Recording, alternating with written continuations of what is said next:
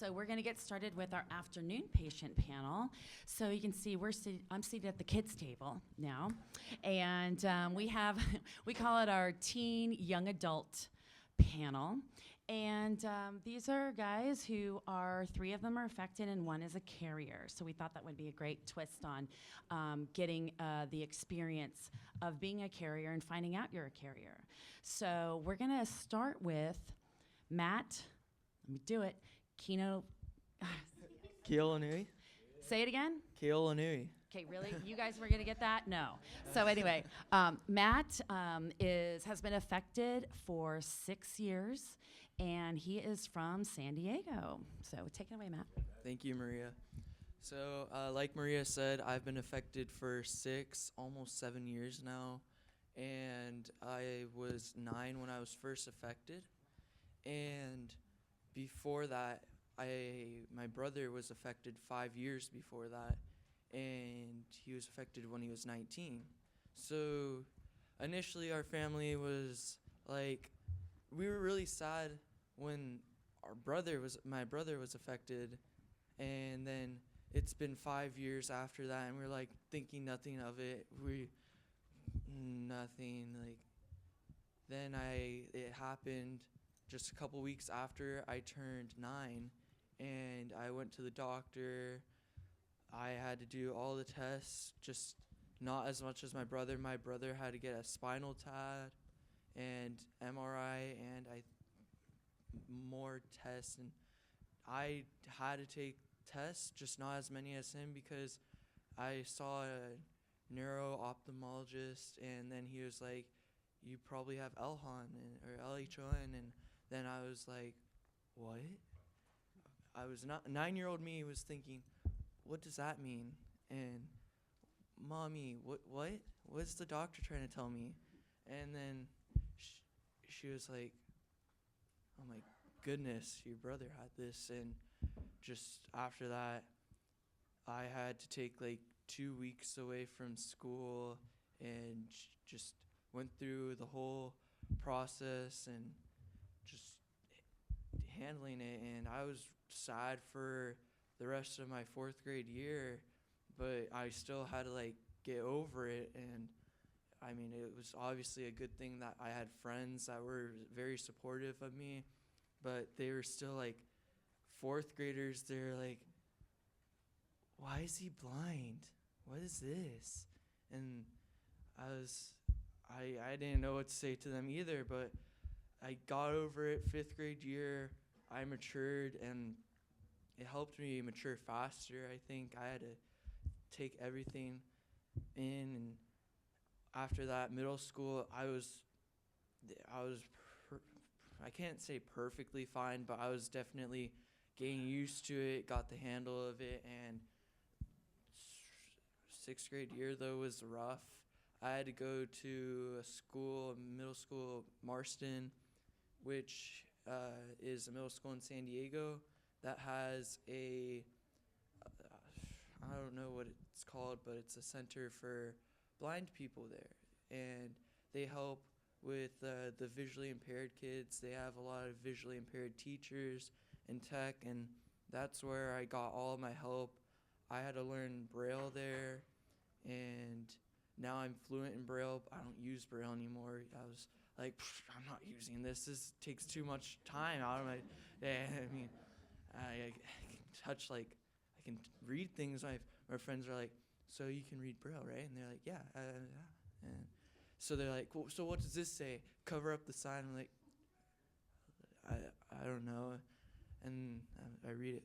Oh, it says blah, blah, blah, blah, blah. How do you know that? Do you think I was lying?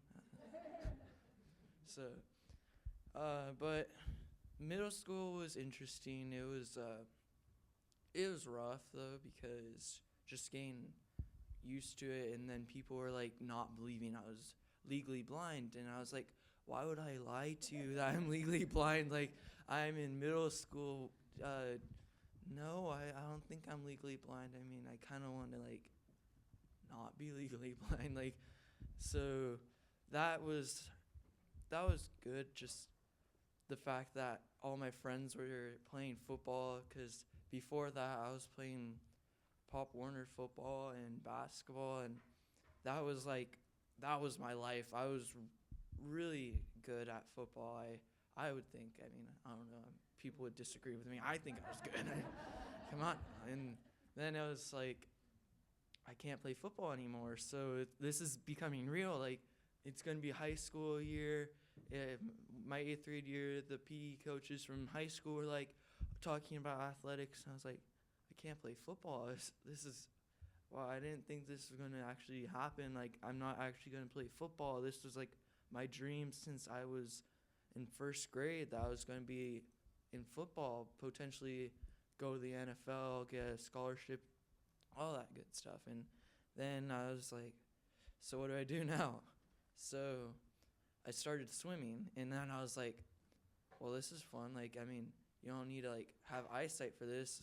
I mean, you wear goggles, but I was like, does it matter if I wear goggles? Like, so then I started swimming. I jumped in the water.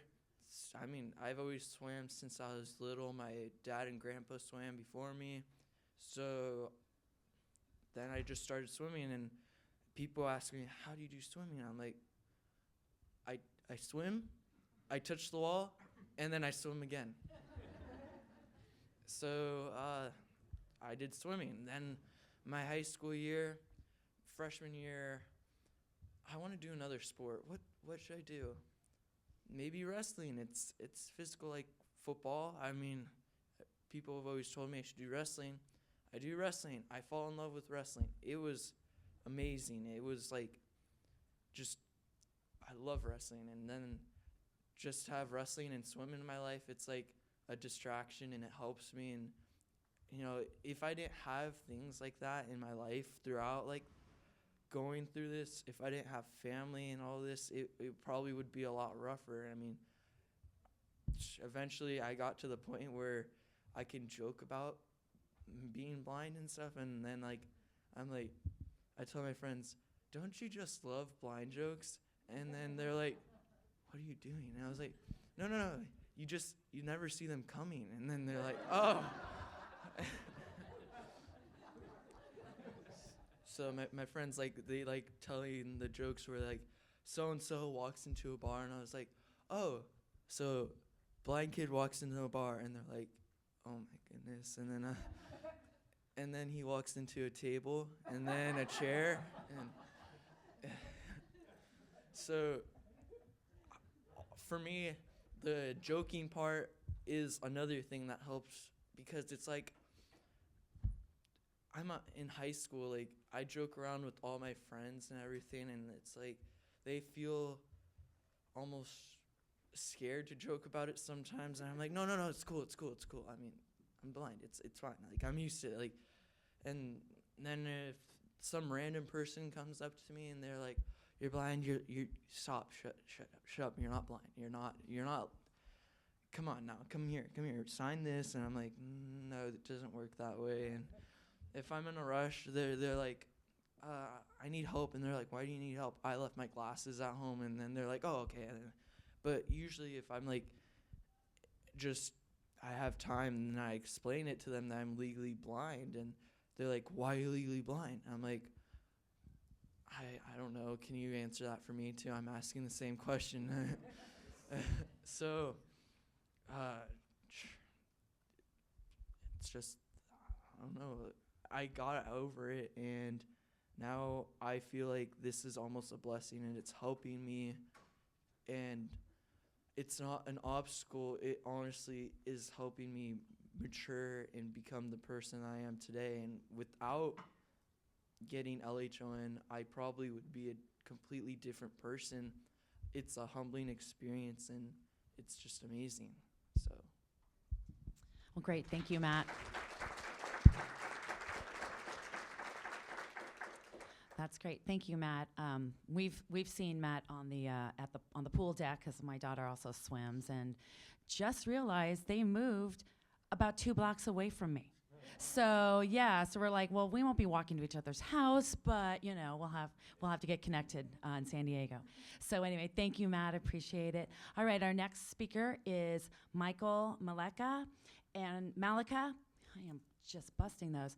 And he has been affected for almost 2 years. And so, Michael, could you go ahead and tell us your experience? Yeah, thank you, Maria. My story begins on August 20th of 2014. I went into the doctor for a regular physical. The nurse asked if I wanted to do the eye chart. I said, sure, why not? That's the easiest part about this. So I covered my right eye, 2015 vision, perfect. Covered my left eye, and I couldn't see the eye chart at all. My first thought was, well, I just put too much pressure on my eye. So we went back, we did all the other tests, covered my right eye again, and I still couldn't see the eye chart. My mom said, well, you're going to need glasses. I'm like, oh, well, Mom's right, why not? We went to the eye doctor the next day, and he did some tests, and he couldn't figure out what was wrong with me at all. So he set us up with an appointment the very next day with a retina specialist. They couldn't figure out what was wrong with me at all, so he sent us up to the University of Minnesota with Dr. Lee. And instantly, right away when he saw us, he said, you have a disease called LHON. I'm 99% sure you have this disease, and I'm pretty sure that's what you have. He said, we're going to do some blood work just to make sure. We'll check the 3 major strands, and you're going to be blind in 6 to 8 weeks. So the car ride home from that was really very, very quiet. That's pretty much all that we got. And for me, I just went back and busied my mind, try not to think about it, acting like I didn't even have the disease because it was only in one eye. I had never even known that I had it.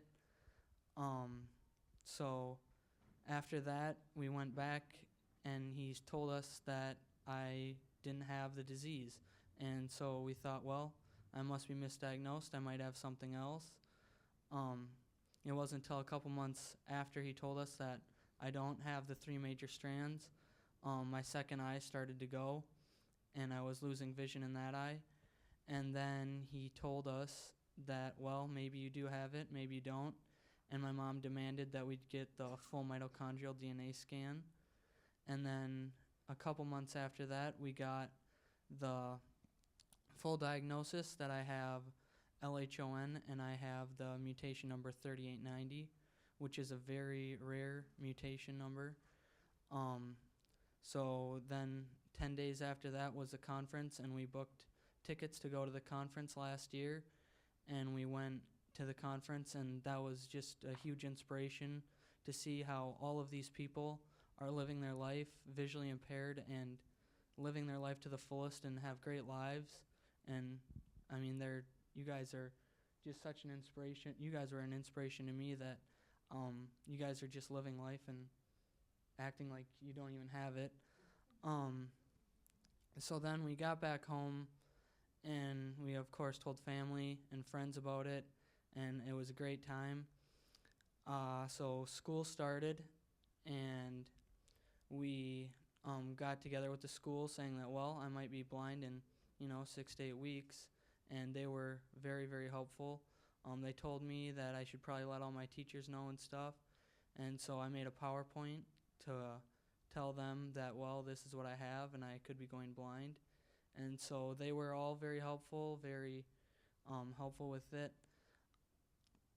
And then after that, a couple months later, my mom decided that we should have a fundraiser for this disease. And I'm like, okay, whatever, sure, let's do it. So we started getting it all together, getting it ready.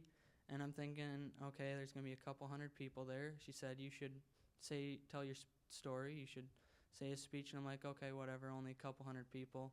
Not really going to be a big deal.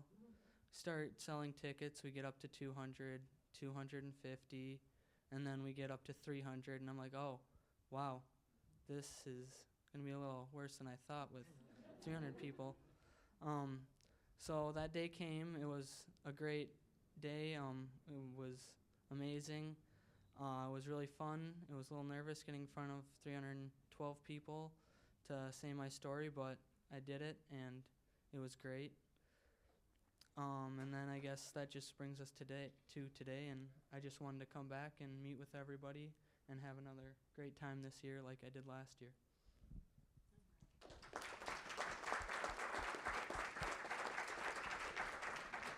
Thank you, Michael. I might add, he also, their family owns a dairy farm, and he has not gotten out of his chores, not one day. Not one day. They still, well, not one day. So, except, yeah.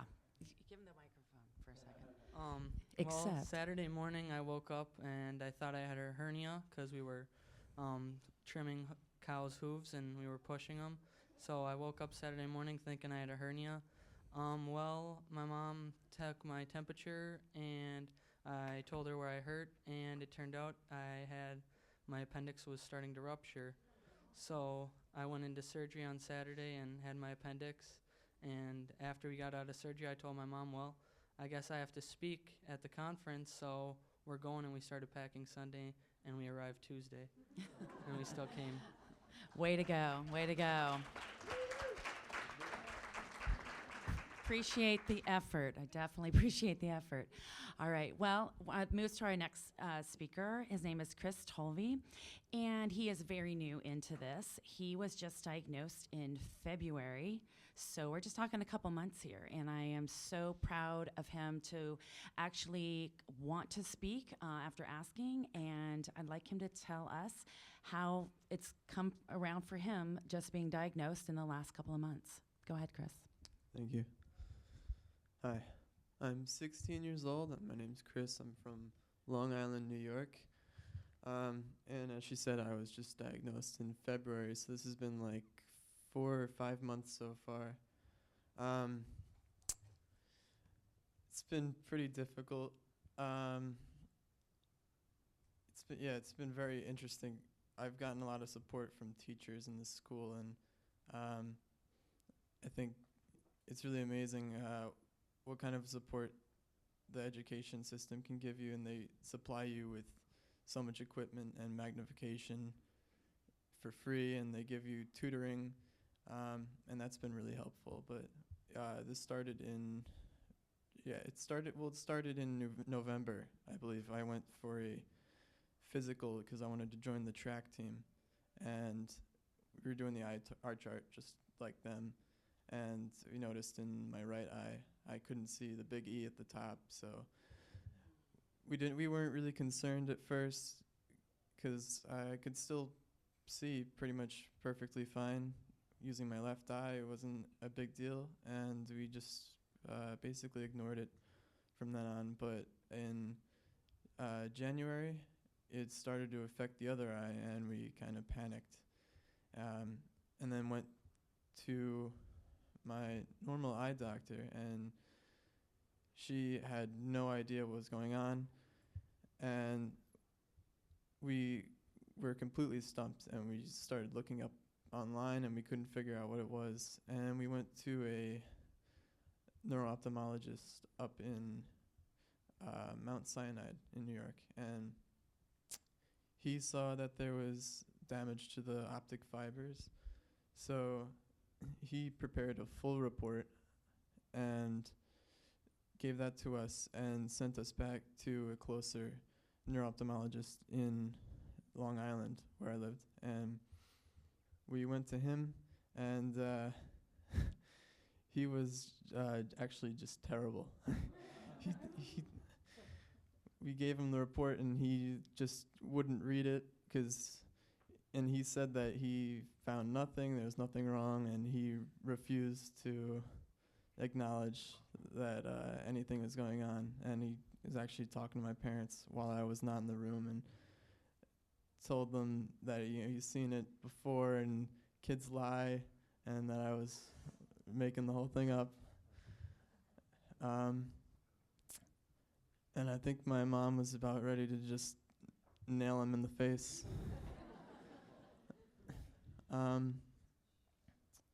But we got past that, and we pretty much self-diagnosed me just from looking online and finding the community, and I matched all the symptoms. So we figured that out on our own, and eventually sent in blood work, and it came back positive in February. So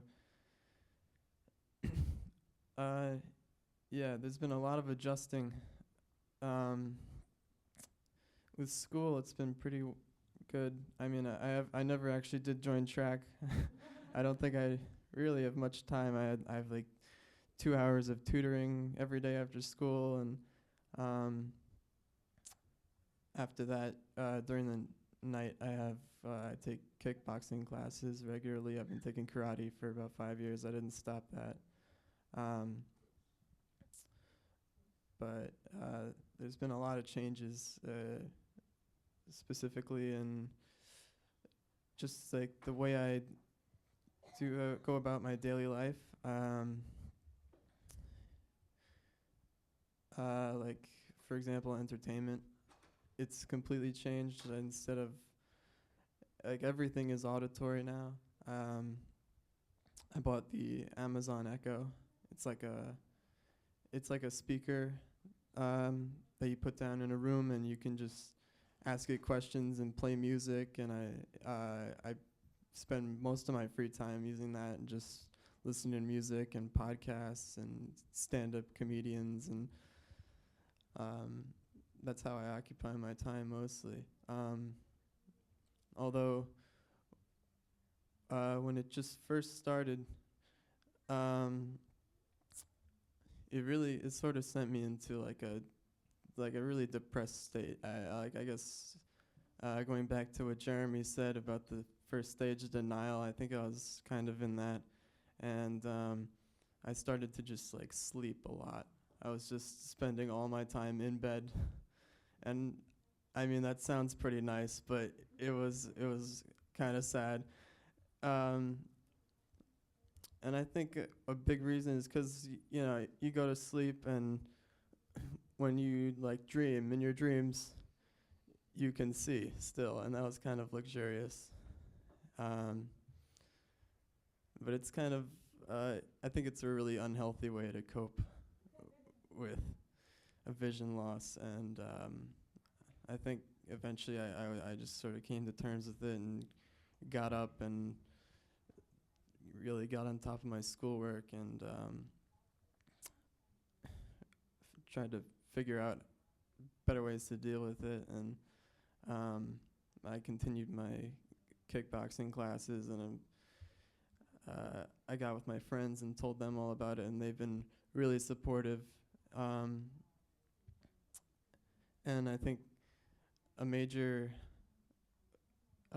characteristic that your friends can have is to not be too sensitive about it, because they've been, just like Matt was saying, how you can just joke about it and stuff, and it's not like they're making fun of me. It's almost like you're joking with each other, and it's like something will happen that we can just laugh about. Like I'll throw something into like what I think is a trash can, and it's really a plant, and then we'll just laugh our asses off. That's pretty funny, but yeah, I'm still adjusting because it is really recent.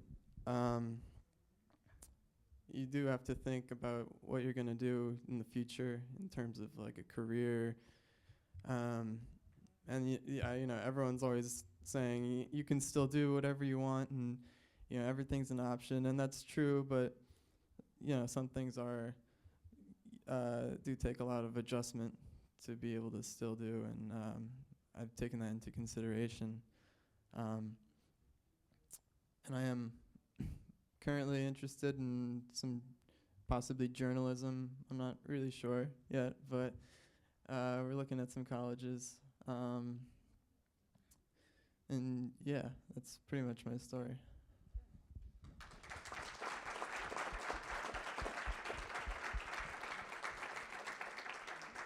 Thank you, Chris. You are very new into it, but you sound like you're doing fantastic. And hopefully by coming to the conference, so new into this, you've already gained some good friends over there on that side of the table, and who have always give you some advice, and I'm sure are there to listen to you as well when you need someone to talk to. So thank you for sharing your story. The next speaker we have is actually Bryce Johnson. And he is 22. He is a carrier. He's been a carrier his whole life. He just found out he was a carrier, though, about 2.5 years ago. And he's got a blind mom. And he's going to talk a little bit about his experience finding out that his family had LHON and living with his blind mom. So take it away. So currently I am 22, in college at San Diego State University. And so I was around 19 when my mom started becoming blind. I knew something was wrong with her eyes, but I didn't really think of anything. I was like, okay, mom's handling it, mom and dad are doing it, whatever. And finally, one night, I was at home doing homework and stuff, and my mom got a call from her doctor. And the doctor came in with the test results saying, you have LHON. And so, being me, I was like, oh, might as well just look it up. And so I get on the computer, look at what it was, found that it's mitochondrial, found that it's hereditary, found that I have it. And I kept that information to myself for about 2 days. And finally, it was all awkward, and I finally went to the kitchen and confronted my mom about it, saying, Mom, I know about the eyes. You know what LHON is? And she goes, no, the doctor's just doing tests about it, and I don't know yet or anything. I'm like, I know you have it. And she goes, can you see? Can you see me? Can you see? And I go, yes, I can see you. And she goes, yes, I have LHON, and you have it too. And that fourth wall was broken, and the tears started coming down, and now I was like, okay, this is real. What do I do with my life now? Like, I read about it. I was on LHON.org, and I was like, okay, this is what I got. How am I gonna fix it? So, or not fix it, but like change my lifestyle to make it so I am not at risk. So I was on LHON.org, and I found there's this guy in San Diego named Jeremy Pointsnow. And on his Facebook or Twitter, social media, he was speaking at my middle school, Challenger Middle School. And I'm like, oh my God, Mom, we have to go. And so it was about 2 weeks after my mom was diagnosed or something like that. And so we go there. My mom meets Jeremy, the first LHON person she officially met in person. We saw him speak. Very emotional, very, very real. And at that point, I was like, okay, there's more people out there. Jeremy can do blind golf. He's living his life. He can do a lot of things. So after that, I started seeing what the triggers were, saying, okay, stay away from smoke, stay away from alcohol, and all the other medications and all that other stuff. So I quickly did my research. I changed my lifestyle, eating diet. I found out during that time that I have sensitivities to gluten and dairy, and lost 30 pounds in that process. I also avoid smoke. In San Diego, you don't find many people that smoke, so that wasn't a big issue. Alcohol, I told my friends, I'm like, hey, I don't drink that much, and because of this condition, and they're like, okay, cool. And they don't pressure me at all to drink, and they're all very cool about it. They're all like, okay, cool. We won't take you to casinos with smoke, and we won't go down streets with a lot of smoke, and if we're having a party, we won't be like shots, and stuff like that.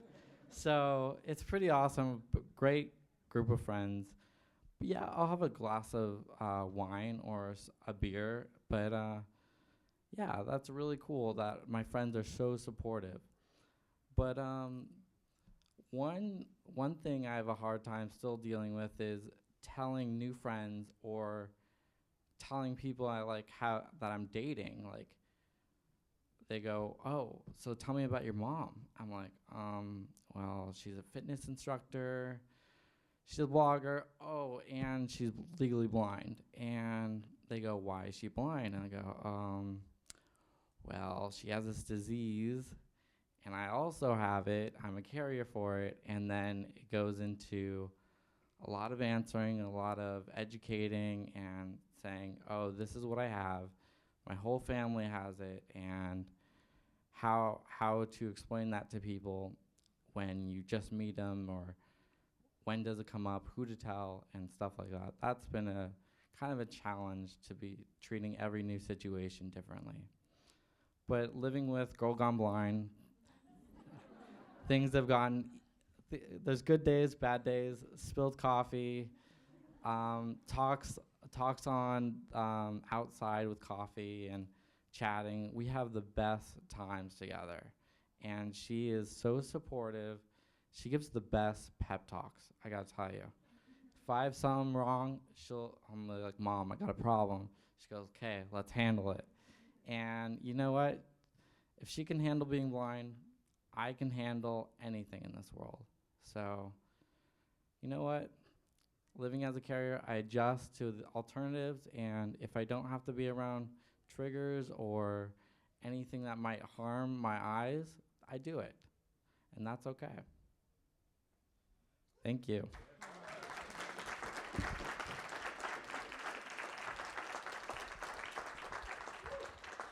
So that's my son.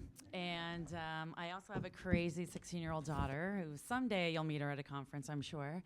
But yeah, it wasn't easy for our family, not at all. And they have had to put up with a lot with me adjusting to being legally blind. I have spilt coffee all over his computer keyboard. Yeah, I have. I'm trying to clean it up. I'm making more of a mess. He's like, "Mom, just leave my room. Just leave." And then I get sad and upset that I did that. And, but then we talk about it and they clean it up and they're like, "Mom, it's an accident." I go, "I'm blind." "No, it's an accident. I'm blind." And, it's been a real roller coaster for our family. And, but Bryce has done amazing and I'm super proud of him. And, he's doing all the right things in my mind, but everyone has the way they want to handle this and the way they want to live their life. So thank you, Bryce, for being on the panel as a carrier as well. And I want to take the time to open it up for questions for any of our panelists. And they can be, again, directed at all of the panelists or just someone in particular if you have a specific question. Love to have that open right now. Hey, is this on? Yeah. All right, cool. Hey, my name is Bryce. This is directed at Bryce. How's it going? I'm just curious, out of just dealing with a loved one who goes through LHON, and just wondering, what advice could you give for, like, sort of, I don't know, like, giving people sort of like a talk to help them be patient in a sense? What have you learned, I guess, is my question, is to be patient. Certainly. So my mom discussed that one situation where she spilt coffee all over my desk, and she tried to get paper towel, tried to wipe up everything. I'm just like, "Mom, I can clean it up. I just need you to get out of the way for a second." And she went into her room and started just crying. And I was like, "Mom, it's okay. Like, you were born with this. It's you. I have it, you have it, it's okay, it's gonna be okay." And she goes, "I know, but that's not me, that's not who I used to be." And I go, "I know, but this is the new you. This is who you are now, this is who you're adapting, or like not adapting, but this is who you are now, and you have to adjust to that." And she has done so well in the past year of adapting to stuff. Now she spills coffee and the family runs into action. We get all the paper towels and we just go for it. And it's not a big deal, but it's adjusting on both sides, not only for the family member, but also the person who is affected. I don't know if that answers your question at all, but just giving them support, saying, I'm here with you. I will always be here with you. You are my family member. We'll tackle this. And I'm going to add on to that, coming from the affected side, yes, it is like the hazmat team honing in when I spill things in my house. I don't have to say anything. It's just like, tick, tick, they're there, which is awesome. And, but, it's patience with those of us who are affected. It's not trying not to be too frustrated with us. When we need help, we need help. If we ask, we need help, we need help. But if we don't ask for help, we might not need help. So don't force yourself on us. But a lot of times it may look like we need help, and maybe you could offer, do you want a hand with anything? Is there anything we could do to help you? And it's, might be a no, and then just let it be. Because sometimes we just want to do it by ourselves.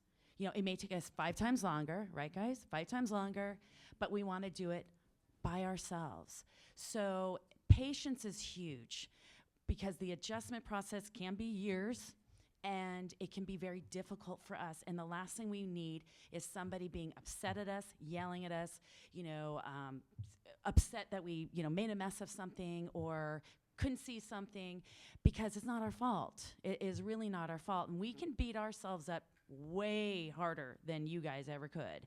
And, that we just don't need that added stress as we're going through life trying to figure this out. So being there, yes, like Bryce said, but also it's how you treat us.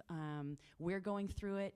It's not us, it's the disease. And as one of my therapists said, be mad at the disease, not at the person. We didn't do anything, but now we're trying to figure it out. And I'd like to, the boys have any advice as to how you like folks to help you and be around you and anything like that? Yeah, actually, for me mostly, I honestly, if I ever do anything wrong, like I've done so many things wrong that I probably, it's not on purpose, some are on purpose, but I'm like, the accidental reasons, like, I'm like, I didn't mean to, like, I didn't see it, it's not my fault, I didn't try to. Sometimes if it's like random people, they'll get mad. If it's like my friends, though, they'll get mad, and then they're like, oh, I forgot, I'm sorry. And then I'm like, no, don't be sorry, but don't get mad at me if you get what I'm trying to say. And then they're like, sure, Matt, sure. And then it's just like, they eventually get it. It's just, you need to understand, like, if you're affected, handling it as the affected person, you need to understand that if something happens where it's like you didn't see something, it's not your fault. If someone thinks that it's your fault, well, they need to understand that you couldn't do anything to help or to fix it or anything. It's honestly not your fault. There's nothing you could have done about it. And it's just like, I deal with this every day with everything. If I'm in class, my teacher one time was like, can't you read the board? I'm like, no. And then they're like, oh, whoops, no homework. And then I was like, thank you. And then they're like, just kidding. So I'm like, oh. But, Great. Thank you, Matt. I appreciate that. Is there any more questions? Yeah, I've got a question, Maria. My question's for the 3 affected dudes. And Bryce, you can answer too, but Christopher kind of touched on it a little bit. What were your goals for a profession before you lost your sight? Has that changed now? And then how do you plan on getting there? And is college in the plans for you 3? I guess I'll start.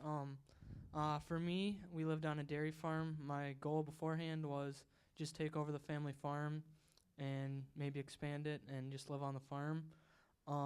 That goal for me has maybe changed. I have not fully decided. My vision is still good enough to where I can still drive in the field and on the farm a little bit. I do hit some stuff every once in a while, but you know, you can bend everything back with metal. So that is still one of my goals, to maybe go to college for agronomy or something like that, or even do auto mechanics, auto maintenance, diesel maintenance, something like that in that field of work. So, for me, affected at 9 years old, I was like, I'm gonna be a rock star. I'm gonna be a chef. I'm gonna be the best football player ever, baseball player, basketball player. I'm gonna beat John Cena up one day, and then I'm gonna be like, you can't see me, and then I'm like, oh wait. So then that happened. I was going through like, what do I want to do anymore? Like, middle school, I still don't, do I want to be an engineer? No, that's too much like math, and no, that's too long. Then 8th grade year, I take video production because the video production teacher is nice, and then I get into video production, and I'm like, what's a blind kid doing in video production? Like, one of the most visual things that I could do, and like, I'm actually pretty good at this, editing and everything. I did a piece that was really good. I got like an A+ on it, and it was we sent it to a film festival, and it was almost gonna make it for a prize, but I think we weren't allowed, like we weren't eligible because of our category. I don't remember, but then I took it freshman year, and then I'm like, I actually might want to do this. Go to Universal Studios this year, and I'm like, I'm really thinking of doing this. And then I tell my dad that, and then he looks at me like with this weird look, but he's like, he's the father, he's my dad, and he's obviously approving it, but at the same time, I know he's looking at me like, how are you gonna see everything? And I'm like, we'll cross that bridge when I get to it. It's like, just there's that, acting and everything. I don't even know. I'm still a sophomore in high school, so You got time. You definitely got time. All right, Chris, I know you touched on it, but can you talk a little bit more about it? Yeah. So before I got diagnosed, before and after, I was interested in journalism, and I've always really liked writing, and that's my thing. But I guess before that, I was really into software engineering for a while. I wasn't really sure what I wanted to do. I mean, I think I was like a sophomore when I was into that, and then it sort of just died off, and then I got into writing, and I got inspired by a couple teachers that really pushed me to pursue that skill. And thankfully, it's not something that is really too affected by a vision loss. Like, you could still write without having to see. It's not that much of a problem. I mean, if I'd wanted to be like a Air Force pilot or something, that would have been pretty devastating, but thankfully not. Yeah, it hasn't really affected my career goals too much, although there is the factor of having to adjust for it. It's going to change the way that you handle your job and how you tackle your career. Great. Yes, I think we have the next teen blogger. All right, you know, I write and I'm blind, so you can do it too. I think we'll be talking about that. I think that would be awesome. Bryce, you want to quickly answer? Sure. So I was originally a audio design and electronic audio major, and I was gonna go to Hollywood, and I was gonna be in the film business. Okay, so that was before I learned that my mom was going blind and stuff, And after my mom started going to therapy, as you heard this morning, and I also went to therapy because mom going blind, very family dynamics shifted and dealing with that. And I found that I really liked psychology, and I took a class and I was like, oh, I'm good at this too. So I got a minor in psychology, and now my plan is to get a master's in psychology and to work with underrepresented, I don't even know, minors, so minorities, so working with just different races, religions, stuff like that. Any other questions? If we have time for them. We have time for another question, and there's one with a microphone heading their way. And if anyone else has a question, put your hand up. We'll get the mic to you. Great. Thanks, guys. First of all, I'd like to say you guys are really impressive for your ages, and the way you speak and the way you handle the situation is extremely impressive. My wife and I are the parents of a 16-year-old who is also a carrier. So it's to see this is great. Earlier in the presentation, we saw something was up on the screen that talked about bullying. Have you guys come across bullying? And if you have, how have you handled it? So that is actually, I've gone through that for my first couple of years, and for me, it was really hard to go through it, but then just I eventually got past it, and it's like now if someone says something, for me, I guess I don't consider it bullying just because I'm like, whatever. I mean, so what? I'm blind. You're like sinking lower than me. Like, see, I can't see, but like obviously you can't see that. I don't have to sink to your level and stuff. Just knowing that like what people say about bullying and stuff, it doesn't matter what you're getting bullied for. It's the same thing. Like they're trying to sink lower than you and have to get down to a certain level just to make themselves feel better. So I just realize that and think about that and all the time. But for me, I've gone through like really rough things, just really bad things in 6th grade when I went to a school. I got like picked on a lot, and I got like thrown in a trash can, for example, and tripped inside of wood shop with an active like drill, and it was just rough. But I'm alive. I'm glad that I'm at this position, and I'm glad to share my story. And just for a 16-year-old, it's just if you're a carrier, you don't need to worry about just like having children. You don't need to worry about becoming affected, because like us and many others, we've gotten past it, and we're going past it, and it's not going to affect us in the long run, because there's obstacles, but we can eventually get past that course. Michael?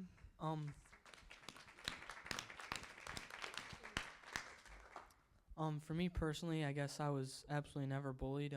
I was recently diagnosed with it. For the vision that I have, most kids cannot even pick up that I'm even blind at all. I don't use a cane at school or anything.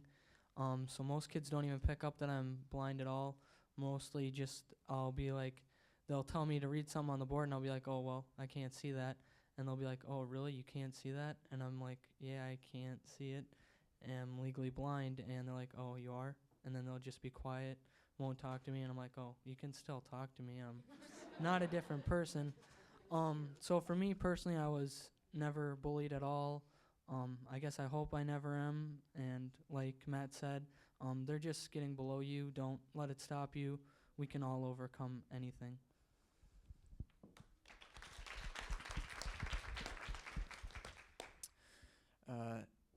Absolutely not. I've not experienced any bullying really because of the blindness. In fact, I think I've been antagonized less because of it. People are way more supportive, and no, I don't think anyone, at least where I live, really has the guts to do anything mean to a blind person. You know, that's just so terrible to do. But I guess some people might comment and things that don't realize that I have a impairment.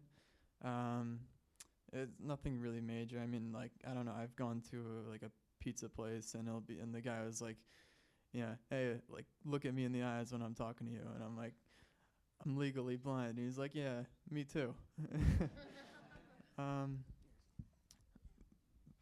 Yeah, it hasn't really been that bad. So. I don't know. Bryce, have you been bullied because you have a blind mom? Or, you know. And I know the moms out there, anyone bullies our kids, I'm telling you, don't. I know one thing, GGB is going to have a whole nother meaning if someone bullies my kids, for sure. You don't get away with anything just because I'm blind, no. So I don't know if we have time for any more questions. I think we need to wrap it up there, Okay. but what a great panel. Thank you so guys. much, Thank everyone. you.